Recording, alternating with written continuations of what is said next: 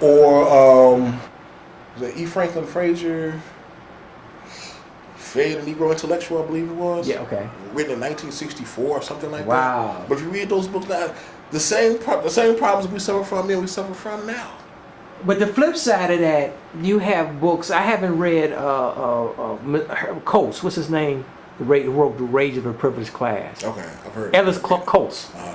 And he wrote a book about the end of anger. Okay. And I got to read this one. But the point is that it's funny now because they feel the elite blacks have made it, the middle class black have made it, of course. But then you other people are totally separate than the elite blacks, and that's why I say the working class, the underclass, should be the ones embracing Afrocentrism instead of multiculturalism. I would certainly agree with that because they're certainly the most affected by all these decisions. They're the ones who've been targeted the most as far as being cannibalized for this system. I mean, I had a bad accident in December of '99. Car accident. Head on 50 miles an hour. Lucky to be alive. Right. And the brother who took my place as a recruiter here had done previous work with grammar school students. He ran it was an after school program trying to work with these grammar school kids, most of these boys who was, getting in trouble and stuff like, trying to get them back on track. And he talked about the fact that he had run into some of his students who were now in high school that he's seeing as a recruiter, right, that he had, interacted with in grammar school. And I don't even know if I should call the name of this school or not. Oh, no. Go ahead. But what he told me was that this school, in a period of 4 years, this is a public high school on the south side of Chicago, graduated 25 black men. Now, understand, I did not say 25 black men a year for 4 years, but 25 black males in a 4-year stretch. Let's end the conversation. This is why those of us who are older, those of us in our 30s, 40s, and 50s, we have a responsibility to try to help the succeeding generations. That's what we don't get. We're not thinking about who's going to marry, what type of children and grandchildren, great-grandchildren we're producing. Right. No one gives a flying. You know what I'm saying? That's what's so sad. And what I'm saying, especially those of us, like, I tell people, I want my children to be pseudo-bourgeois Negroes, something I should have been. You know why I want to be pseudo-bourgeois Negroes? Or bourgeois Negroes, or Negroes in general? Because if they're part of the black underclass, they're freaking doomed. The black underclass is doomed. They're doomed now, and they will even be worse off 10, 20 years from now. The black underclass is doomed, but they ain't no more doomed than the rest of us are. That's my contention. That all of us are in trouble. That anybody who is dumb enough to think that their degree or the kind of car they drive or where they live is ultimately going to make a difference in their treatment in this country, if you black, is out their mind. I don't care what school you went to. I don't care how much money you got in the bank. There's certain things that supersedes all of that. But there's a disconnect for those of us who live in Homewood or Flossmoor versus those of us who live on 79th Street or 59th Street. Right. There's a huge disconnect. So who's going to, as Eugene Robinson talks about the abandoned class of African Americans, who is going to rescue the abandoned class? That's a real good question that I have no answer for, and I wish I did. But I don't. Because we have liberal whites. Because liberal white do-gooders are willing to come try to help the abandoned class, but they have a different agenda. Absolutely. And the so-called middle class is really almost a joke. I mean, the people, and I'm one of them. Okay, so I ain't talking about them. I'm talking about us. Okay, the people who refer to themselves as middle class, for the most part, are 2 to 3 checks away from welfare. Well, most of our wealth, meaning our home and our 401ks, are gone. Our pensions are questionable. Right. And so we're like I said, we're not that far from the brothers living on 59th Street to 79th Street. We really aren't. 119th Street. And there are a whole lot of us who would like to believe that we're so much better off, but we really, really aren't. Right. Not only are we not, to me, is you're worse off if you think you know something and you don't, than if you don't. Then if you don't know something.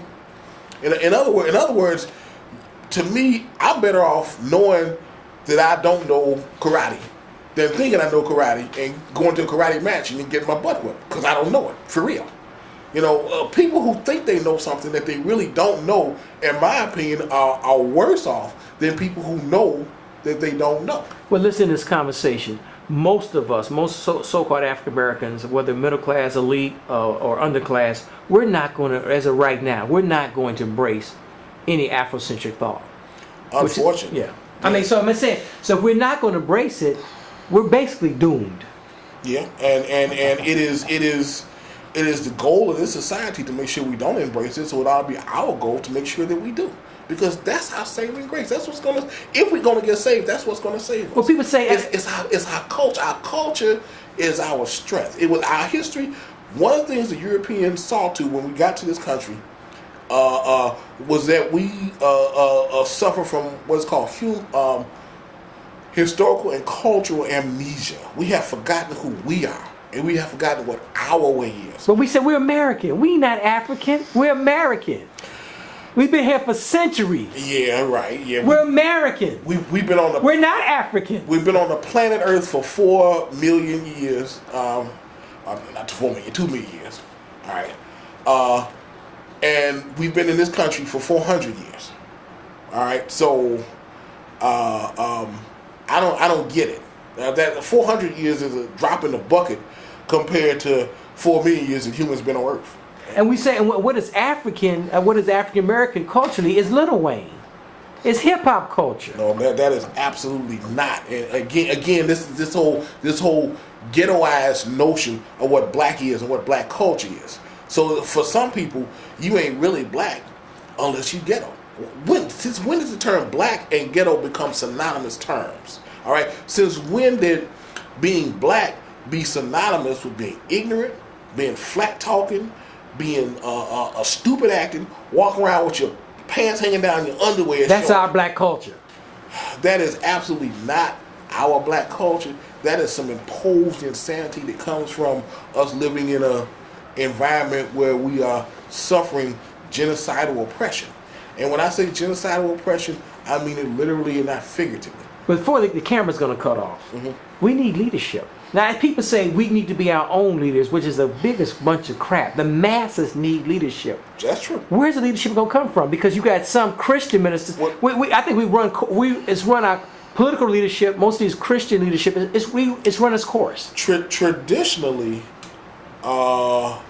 revolutions are started by middle class people who decide to commit class suicide and identify not with their so-called class, but with the so-called underclass, and work to deal with ways and means of remedying that particular group's problems, because they understand that group makes up the largest number of us, and they also understand that without that group being an active participant in the total problem-solving process, that the problem ain't getting solved.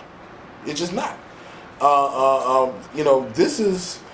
This is not magic. This has been very deliberate and very systematic. Black people in America lost more wealth from 2000 to 2008 than we did from 1865 to 2000.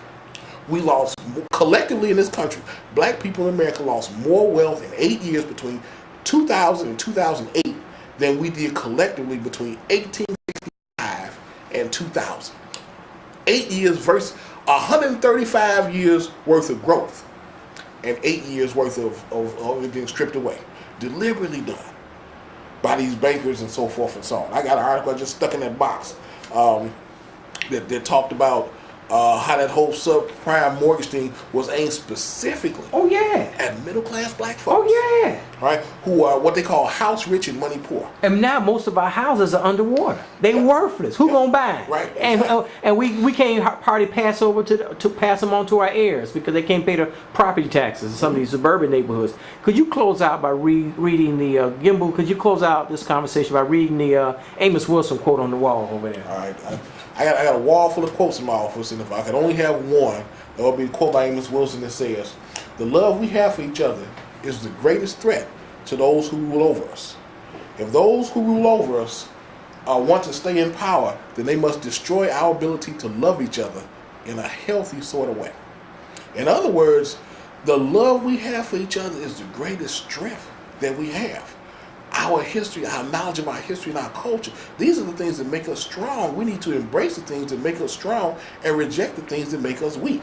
And what's happened is that we've been programmed to function almost in the opposite way, so that we embrace the things that make us weak and reject the things that make us strong. Things like education, things like good, solid relationships between men and women, things like raising your children in a disciplined fashion, those things that make us strong, that would make us whole, that would make us wholesome and make people want to live in the black community and want to identify with their community, are the things that we have a tendency to reject. And the things that we embrace are the things that keep us weak. I mean, there's nothing wrong with partying and having fun, but it has to be put in context. You know, no one's saying that anybody should just be a workaholic and work all day, do nothing but work and sleep. But we have to put partying and entertaining ourselves in a particular context. I mean, there's nothing wrong with that. All of those are necessary ingredients to living a happy life. But if that's all we focus on, the only thing we're concerned with is partying and having fun, getting high and getting some, you know, we're pretty limited in our aspirations, and we're going to live a pretty limited kind of life.